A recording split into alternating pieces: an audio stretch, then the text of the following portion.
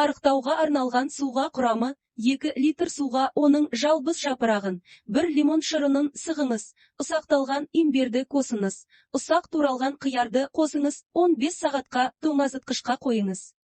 Бұл арықтауға арналған су қоспасы метаболизмді жылдамдатуға және ағзаны тазартуға көмектеседі. Бұл су организмдегі шығарып, тәбетті төмендетуге көмектеседі. Пайдасы: метаболизмді тездетеді, іштің кебуін азайтады, денені табиғи жолмен тазартады.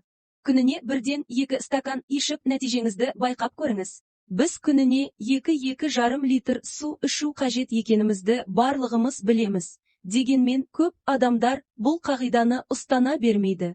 Тіпті су іше алмаймын дейтіндер де баршылық. Сондай жандарға дәмді әрі пайдалы сусынның рецебін ұсынамыз.